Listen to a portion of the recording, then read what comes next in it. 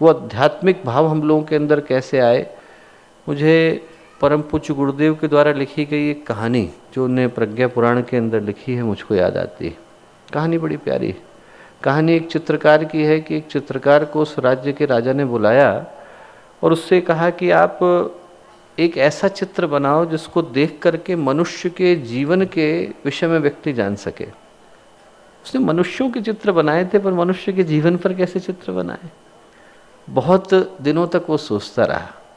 सोचने के बाद आखिरकार उसने एक चित्र बनाया और चित्र बड़ा अजीब सा बनाया। एक प्राणी का था। वो प्राणी देखने में तो इंसानों जैसा लगता था, पर उसके मुंह पर बाल थे। बाल को आप हटाओ तो आप उसका चेहरा देख सकते थे और उसके पैरों में पंख लगे हुए थे। ऐसा चित्र उसने बना करके राजा को उपहार में दिया। राजा ने कहा कि अरे ये तो बड़ा विचित्र सा चित्र है, इसके पीछे की कहानी क्या है, इसके पीछे का मर्म क्या है। उसने कहा कि महाराज, ये चित्र मैंने इसलिए बनाया क्योंकि इसके माध्यम से आप मनुष्य के जीवन का अर्थ निकाल सकते हैं। बोले मनुष्य का जीवन जो है वो व्यक्ति को एक अवसर की तरह से मिलता है और इस अवसर को सौभाग्य में वो बदल पाता है जो समय की कीमत को पहचानता है, चेहरे पर पड़े बालों को हटा करके देख पाता है। और जो नहीं देख पाता उसके लिए जो मनुष्य जीवन का अवसर है वो पैरों में पंख लगाए हुए है, तुरंत उड़ करके चला जाता है। आदमी को पता भी नहीं चलता और कब भगवान जो है चेकआउट का नोटिस भेज देता है, हमें तो महसूस भी नहीं होता और अंतिम घड़ी आ जाती। तो चित्रकार जो बोला ये जो मनुष्य का जीवन है वो इस चित्र की तरह से है। और दोस्तों, हम लोगों को ये जो मनुष्य का जीवन है वो उसी चित्रकार के चित्र की तरह से मिला हुआ है। एक अवसर के रूप में हम लोगों को मिला है। एक ऐसे अवसर के रूप में मिला है जहाँ से अनंत प्रकाश की और अतुलनीय सौभाग्य की यात्रा शुरू होती है। जब गीता में भगवान श्री कृष्ण अपना विराट रूप दिखाते हैं तो गीताकार के मुंह से निकलता है कि दिव्य सूर्य सहस्रस्य, कि भगवान का प्रकाश इतना है कि यदि सहस्रों सूर्य एक साथ प्रकाशित हो जाएं तो वो मिलकर के भी भगवान के प्रकाश की बराबरी नहीं कर सकते। और अब आप कल्पना करके देखिए दोस्तों कि जो सहस्रों सूर्यों का प्रकाश है और उस प्रकाश का स्रोत जो परमात्मा है उसके एक अंश के रूप में हम लोग धरती पर आए। कितनी संभावनाएं हम लोगों के पास, हम लोगों के पास कितनी विभूतियों की, कितनी संपदाओं की, कितनी शक्तियों की, कितनी सामर्थ्य की, कितनी बल की ये संभावनाएं हम लोग अपने साथ लेकर के आए। यदि मनुष्य अपने जीवन का उद्देश्य मात्र किलकाली मारने से लेकर के और चिता पर जलने तक यहीं तक सीमित मान करके बैठ जाए तो वो जो परमात्मा को पाने की यात्रा है वो पार्श्विक उद्देश्यों को पूरी करने की यात्रा बन जाती है। पेट भरने, परिवार को बड़ा करने, इसके अतिरिक्त भी हमारे जीवन का कोई उद्देश्य हो सकता है, ये आदमी जान ही नहीं पाता। जलने, कुढ़ने, तड़पने, चिढ़ने, इसी में जीवन की यात्रा समाप्त हो जाती है। और दोस्तों, महसूस भी व्यक्ति नहीं कर पाता कि इस मनुष्य के जीवन के पीछे का मूल उद्देश्य क्या था। यदि हम अपने आप को नहीं जान पाए तो जो भी जाना वो व्यर्थ ही है।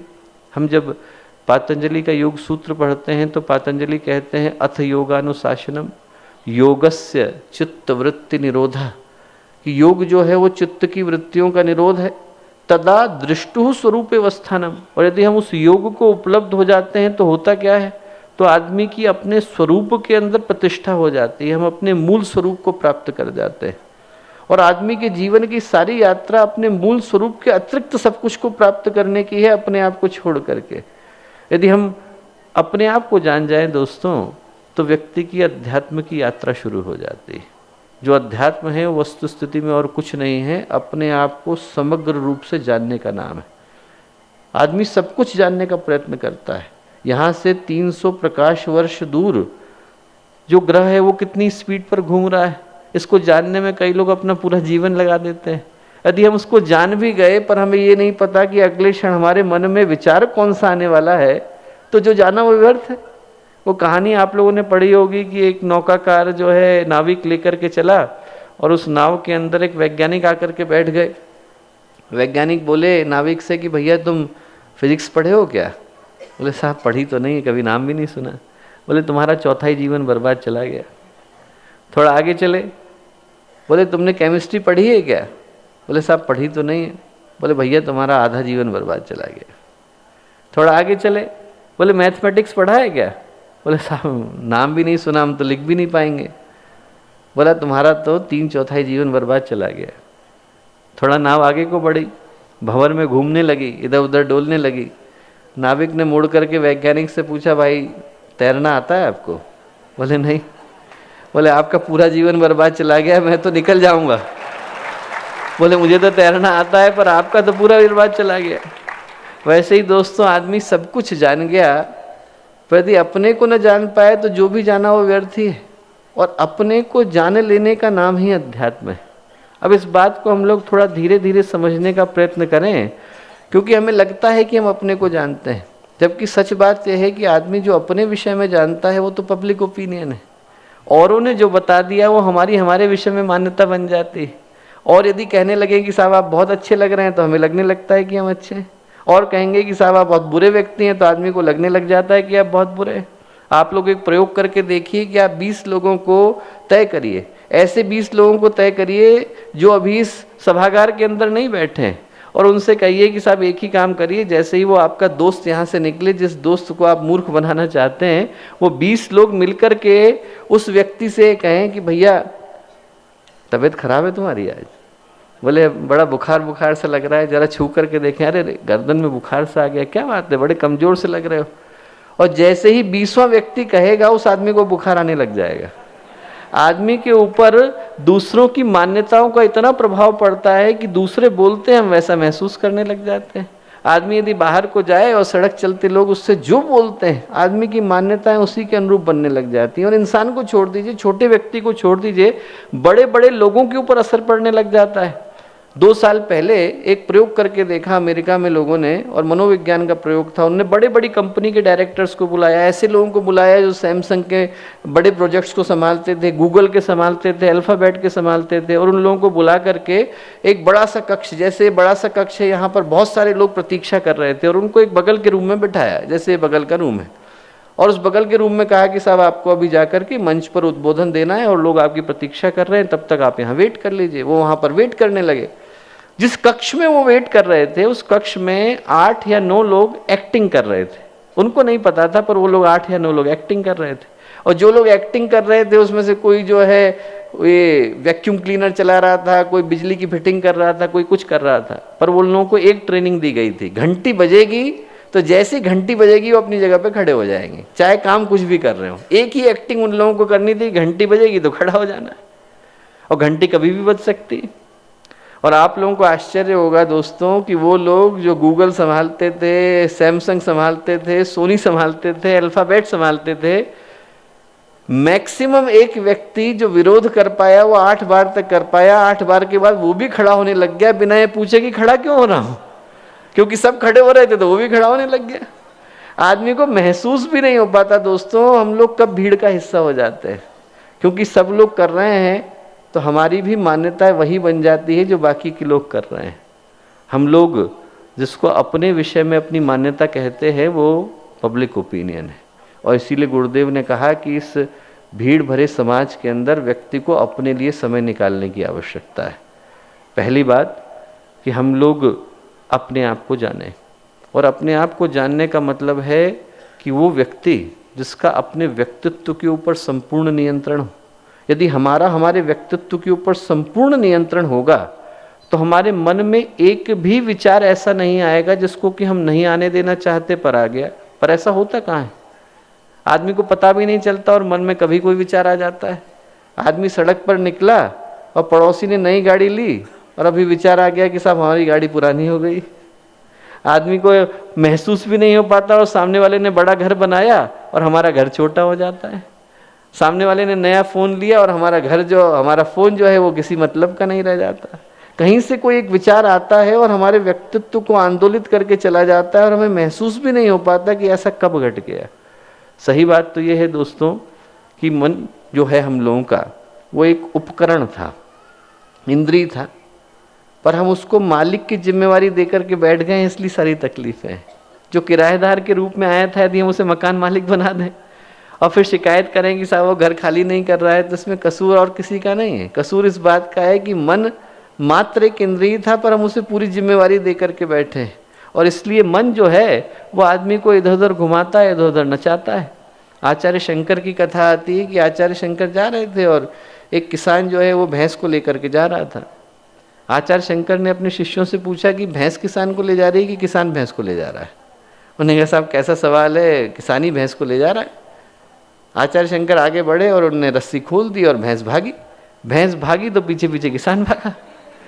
बोले कि अब भैंस किसान को ले जा रही है कि किसान भैंस को ले जा रहा है। वैसे ही मन हमारा है, मन हमारी इंद्रिय है, पर पूरे व्यक्तित्व को मन खींच करके ले जाता है, पता भी नहीं चलता और आदमी कहीं जाकर के खड़ा हो जाता है। आदमी को डायबिटीज़ है, उसको पता है कि खाना नहीं है, पर उसके बावजूद जैसे ही मिठाई की दुकान के सामने से निकलते हैं तो मन ले जाके खड़ा कर देता है।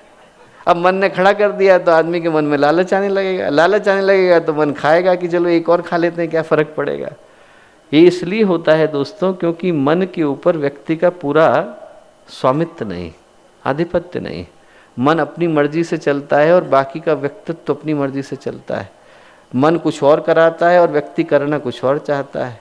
इसलिए घटनाएं ऐसी घट जाती हैं जिनको कि हम नहीं घटाना चाहते, पर हमारे कहने के बावजूद, हमारे सोचने के बावजूद हम कुछ ऐसा कर बैठते हैं जिसको कि हम नहीं करना चाहते थे। एक तकलीफ तो अंदर है कि मन, जिसको हमको एक इंद्रिय की तरह से उपयोग करना था, एक उपकरण की तरह से इस्तेमाल करना था, एक टूल की तरह से यूज़ करना था, उसको हम अपने पूरे व्यक्तित्व की और पूरे अस्तित्व की चाबी दे करके बैठे हैं।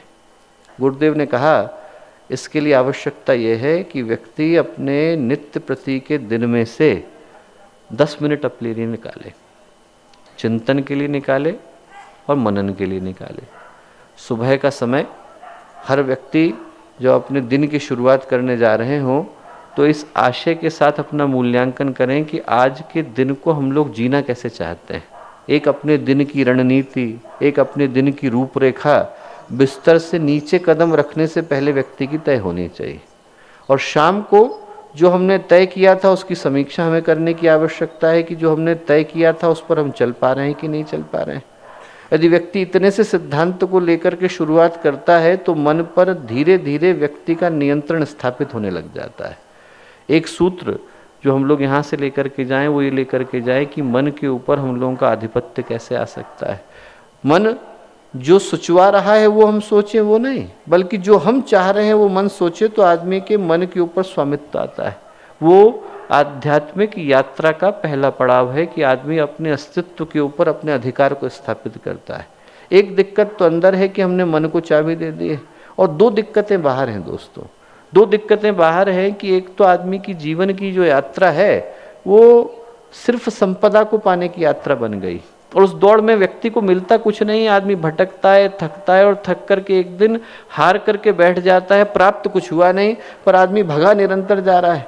आप देखो कि हम लोग छोटे से थे तब से लेकर आज तक हम बड़े हो गए हैं, तो समाज ने हमें सिखाया क्या है? समाज ने हमें एक सूत्र सिखाया है कि समाज प्रगति का अर्थ प्रतिद्वंदिता से लेता है। मेरे पास घर है इतना काफ़ी नहीं है, पर औरों की तुलना में बड़ा है कि नहीं? और घर है तो किस जगह पर है? घर है तो शाहदरा में है कि ग्रेटर कैलाश में है? और ग्रेटर कैलाश में है तो कितनी मंजिल का है? 2 मंजिल का है कि 3 मंजिल का है? और वहाँ पर है तो उसमें मटेरियल कौन सा लगाया है? आपकी जॉब कहाँ की है? आपका पैकेज कहाँ का है? आपके जूते कहाँ के हैं? आपकी टाई कहाँ की है? आप कौन सी क्लास में सफ़र करते हैं? और आदमी को महसूस भी नहीं होता कि वो इस रेस का हिस्सा हो जाता है, क्योंकि हर कोई भाग रहा है तो हम भी भागने लग जाते हैं, हमें पता भी नहीं चल पाता और हम उस रेस का हिस्सा हो गए। कहीं पर गोरकी ने एक बड़ी प्यारी कहानी लिखी है। गोरकी ने कहानी लिखी है किसान के बारे में कि उसने पढ़ा कि साइबेरिया में जो ज़मीन है वो मुफ्त में दे रहे हैं। तो उसने कहा कि साहब हम भी जाकर के देखें कि मुफ्त में कैसे दे रहे हैं। गया वो वहाँ पर, उसने गांव के प्रधान से पूछा कि साहब आप ज़मीन मुफ्त में दे रहे हैं? बोले बिल्कुल मुफ्त में दे रहे हैं। बोले उसके लिए मुझे करना क्या पड़ेगा? बोले कुछ नहीं करना पड़ेगा, सुबह का सूरज उगेगा, हम आपको 4 झंडियाँ पकड़ाएंगे, आप चारों झंडियाँ लेकर के भागना। जितना उत्तर में पहुँच गए जाकर के पहली गाड़ देना, पूरब में जाना दूसरी गाड़ देना, पश्चिम में जाना तीसरी गाड़ देना। बोले दक्षिण में हम लोग खड़े, जितना आपने ले लिया वो सारा का सारा आपका है। उसने कहा बस? बोले हाँ। बोले और कुछ नहीं? बोले नहीं। फिर बोले कोई जीता क्यों नहीं आज तक? बोले कल दौड़ो तो पता चलेगा, सुबह दौड़ो पता चलेगा। सुबह का सूरज उगा, भागना शुरू करा, और जितना भागा उतना लालच बढ़ा। उसको लगा कि अरे सारी की सारी जमीन तो मेरी है, ये सारी की सारी मेरी है। तो उसने कहा कि अरे एक ही दिन भागना है तो मैं खाना लेके क्यों भाग रहा हूँ? उसने अपना खाना फेंका। पानी लेके क्यों भाग रहा हूँ? पानी फेंका। कपड़े पहन के क्यों भाग रहा हूँ? कपड़े उतारे। उसने कहा ज़्यादा दूर तक पहुँच जाऊँगा। 2 बजे होश आया, 2 बजे उसने पहली झंडी गाड़ी, फिर पूरब गया, फिर पश्चिम गया, दक्षिण को चला। दक्षिण को जब चला तो गोरकी ने लिखा है कि सूरज डूब रहा था, खाना खाया नहीं था, पानी पिया नहीं था, बर्फ में बिना कपड़ों के भागे जा रहा था, प्राण जा रहे थे, ऊर्जा रही नहीं थी। बोले उधर सूरज डूबा और इधर ये जो किसान था ये एकदम जो फिनिश लाइन थी, अंतिम रेखा, उससे 6 फीट पहले जा कर के बेहोश हो गया। होश आया तो देखा सारा गांव खड़ा है और ताली बजा रहा है। बोले भैया तुम तो बहुत दूर आ गए। बोले बाकी के लोग तो इतने लालच में पड़े कि आज तक लौट के नहीं आए, वो झंडियाँ ही गाड़ रहे हैं। बोले तुम तो बहुत दूर आ गए। उसने पूछा कि जो जमीन बच गई है इसका आप करोगे क्या? उसे लगा कि शायद मुफ्त में दे देंगे, मैं इतनी दूर तक आ गया। गांव का प्रधान बोला कि आपके मरने की प्रतीक्षा कर रहे हैं, आप मर जाओगे तो यहाँ पर आपकी कब्र खोदेंगे, इतनी आप साथ लेके जाते हो। भागता बहुत है आदमी दोस्तों, पर दुनिया की सारी दौड़ें चिता पर आकर के समाप्त हो जाती, पर बाहर की दौड़ आदमी को अपने अंदर उतरने से मना कर देती। ये सारी बातें मैं कह इसलिए रहा हूँ कि आदमी बाहर की दौड़ में उसको भूल जाता है जो मूल्यवान है। बाहर की जो संपदा की दौड़ है वो व्यक्ति को संस्कारों से जोड़ने से मना कर देती है। आदमी अपने अंदर गहरा उतर सके, अपने आप को जान सके, अपने अस्तित्व के ऊपर, अपने व्यक्तित्व के ऊपर संपूर्ण नियंत्रण स्थापित कर सके। हमारे मन के अंदर एक भी विचार ऐसा ना आए, हमारे मन के अंदर एक भी तरंग ऐसी ना उठे जिसको कि हम नहीं उठने देना चाहते, तो आदमी की आध्यात्मिक यात्रा का पहला पड़ाव संपन्न हो पाता है। स्वामी रामतीर्थ जब पहली बार गए, स्वामी विवेकानंद ने ही उनको प्रेरित भी किया था। जब पहली बार अमेरिका गए तो रूजवेल्ट मिलने के लिए आए, उस समय प्रेसिडेंट हुआ करते थे, और स्वामी रामतीर्थ अपने नाम के आगे लिखा करते थे कि सम्राट रामतीर्थ। तो उनको बड़ा आश्चर्य हुआ कि ये कैसे सम्राट हैं, हमने तो आज तक जितने भी राजा महाराजा देखे हैं वो सोने के मुकुट और बड़े बड़े एक्स्ट्रावेगेंट कपड़े पहन कर आते हैं। बोले इन्हें तो कपड़े भी नहीं पहने, कोपीन पहन करके बैठे हैं। तो उन्होंने पूछा कि आप कहाँ के राजा हैं साहब? रामतीर्थ बोले मैं अपना राजा हूँ। बोले क्या मतलब? बोले आपका आपके ऊपर आधिपत्य है क्या? रूजवेल्ट से उन्होंने पूछा। रूजवेल्ट ने कहा कि मैं समझा नहीं। बोले आपके मन में क्या वही विचार आते हैं जिनको कि आप आने देना चाहते हैं, कुछ भी आ जाता है? रूजवेल्ट बोला कुछ भी आ जाता है, चाहता तो कुछ और हूँ पर आता कुछ और है। रामतीर्थ बोले मेरे मन में एक भी विचार ऐसा नहीं आता जिसको कि मैं नहीं आने देना चाहता। बोले मैं अपना राजा हूँ। और रामतीर्थ बोले कि जो अपना राजा बन जाता है वो पूरी दुनिया का राजा बन जाता है। आप पूरी दुनिया के राजा बन गए पर अपने मन पर आधिपत्य नहीं है तो आप कंगाली रह जाते हैं दोस्तों। और आदमी यदि कुछ नहीं मिला है पर उसका अपने मन पर आधिपत्य है तो फिर वो अमीर हो जाता है, तो फिर वो तैलंग स्वामी हो जाता है, तो फिर वो गुरुदेव हो जाता है, तो फिर वो विवेकानंद हो जाता है। आध्यात्मिक यात्रा का जो पहला और आधारभूत सूत्र है वो यही कि आदमी का अपने मन के ऊपर संपूर्ण आधिपत्य आए। और ये आने के लिए हमें क्या करना होगा? पहला काम तो ये करना होगा दोस्तों कि आदमी अपने आप से झूठ बोलना बंद करे। आदमी अपने आप से झूठ बोलने की इस दौड़ में हम बाहर बोल देते हैं कोई बात नहीं, पर हम अपने आप से भी बोल देते हैं। जब आदमी जो है सही और गलत का भेद भूल जाता है, अच्छे और बुरे का भेद भूल जाता है, तो फिर आदमी की जिंदगी में पतन की शुरुआत हो जाती है। जो आज बुरा है वो कल अच्छा बन जाएगा यदि हम बुरे को बुरे की तरह स्वीकारने को तैयार हों। इसलिए गुरुदेव ने जो एक महत्वपूर्ण सूत्र दिया वो ये सूत्र दिया कि इसके लिए प्रत्येक व्यक्ति प्रतिदिन अपनी आत्म समीक्षा के लिए समय निकाले। गुरुदेव ने कहा कि हर व्यक्ति को अपनी निष्पक्ष आत्म समीक्षा करने की आवश्यकता है। तो मैं एक जो महत्वपूर्ण चिंतन दूंगा दोस्तों वो ये लेकर के जाने को कहूँगा कि हर व्यक्ति अपनी नित्य प्रति की दिनचर्या में से एक समय अपनी निष्पक्ष आत्म समीक्षा के लिए निकाले। तीनों बातें जो गुरुदेव ने कही हैं वो महत्वपूर्ण है। एक तो निष्पक्ष। निष्पक्ष का मतलब यह है कि जब आदमी अपनी समीक्षा करता है तो या तो गलतियां ही गलतियां ढूंढता है या फिर अपनी तारीफें ही तारीफें ढूंढता है। गुरुदेव ने कहा निष्पक्ष, कुछ गुण होंगे हमारे अंदर, कुछ दोष होंगे। जब हम अपनी खुदाई करेंगे तो हो सकता है कि कंकाल मिले, हो सकता है कि खजाना मिल जाए। जब हम अपने आप को जानने की कोशिश करेंगे तो हो सकता है कि कुछ ऐसी चीज़ें निकल कर के आएँ जो बहुत अद्भुत हैं और कुछ ऐसी चीज़ें निकल कर के आएँ जिन्हें सुधारने की आवश्यकता है। गुरुदेव ने कहा कि जब हम उनका मूल्यांकन करेंगे, उनकी समीक्षा करेंगे, तो हम पाएंगे कि हमारे व्यक्तित्व के अंदर कुछ ऐसे दोष आ गए हैं जिनको हटाने की, जिनका परिमार्जन करने की आवश्यकता है, और उसी का नाम आत्मसुधार है। जो दोष गलती से आ गए हैं, जिनको वहाँ नहीं होने की आवश्यकता है पर उनको हटाना है, उसका नाम आत्म सुधार है। और हमें लगेगा कि कुछ गुण ऐसे होने चाहिए थे जिनको अपने व्यक्तित्व के अंदर समाविष्ट करने की आवश्यकता है, तो उनको लाने का नाम आत्मविकास है, आत्मनिर्माण है। इन दोनों चीज़ों को यदि हम लोग साथ लेकर के जाते हैं तो फिर इस आध्यात्मिक यात्रा का जो पहला पड़ाव मैंने बोला, अपने अस्तित्व के ऊपर, अपने व्यक्तित्व के ऊपर स्वामित्व को स्थापित करना, उसका पहला चरण पूरा होता है। उसका पहला चरण है अपनी निष्पक्ष आत्म समीक्षा, ताकि हमारे व्यक्तित्व के अंदर जो भी है वो हमारी दृष्टि से ओझल न रहे। कुछ अच्छा है, कुछ बुरा है, और वो सारा का सारा हमारी दृष्टि के सामने होना चाहिए।